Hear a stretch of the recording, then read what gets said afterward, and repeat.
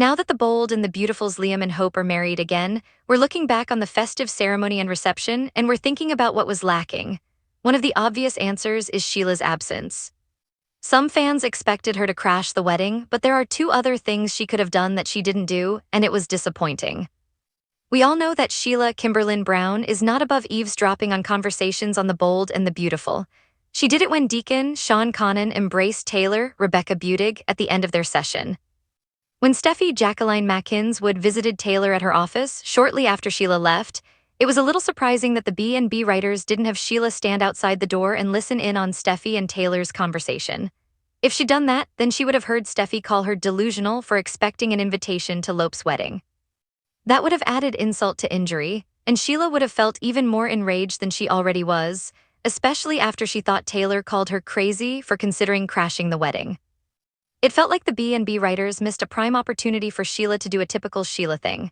She could have left the office building in a fury, thinking, Steffi called me delusional, after I saved her from Luna Lisa Yamada at the beach house, and after I saved her daughter Kelly from drowning in the ocean.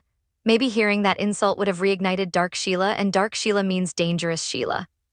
Since we were deprived of the fun of watching Sheila crash Lope's wedding on the Bold and the Beautiful, couldn't we at least get a scene where Sheila spies on the festivities through the window? We know Bill Don Diamont has security overseeing his property, but this is a soap, and this is Sheila we're talking about. Supervillain Sheila Carter is very sly and cunning. She could have easily stood outside the window and kept herself out of view. She could have hidden behind the curtain and watched the joyful celebration that she wasn't allowed to be a part of. We would have seen her eyes narrow into an evil stare, and that would have made for a great Friday cliffhanger. We would have wondered, will she go inside on Monday's episode and confront Hope Annika Knoll for not inviting her? And if she does, will Deacon then give her a dirty look for crashing his daughter's wedding reception? This was one of those monumental B&B moments when we needed Sheila's presence. She came to Taylor's office feeling agitated and venting for being excluded from her stepdaughter's wedding. What happened to her after she left?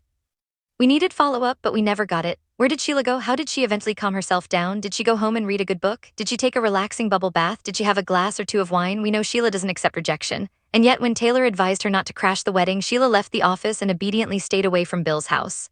We were waiting to see whether she was plotting some kind of revenge against Hope, but instead we saw no more of Sheila. It felt as though she vanished into thin air. That's not the Sheila Carter we've known for the past 35 years. She never handles defeat that way. She always takes some kind of action to be seen or heard, but this time she didn't do a darn thing, and because of that it was a big letdown.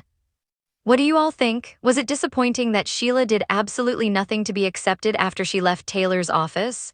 Tell us in the comments section. Catch all new episodes of The Bold and the Beautiful weekdays on CBS and Paramount+.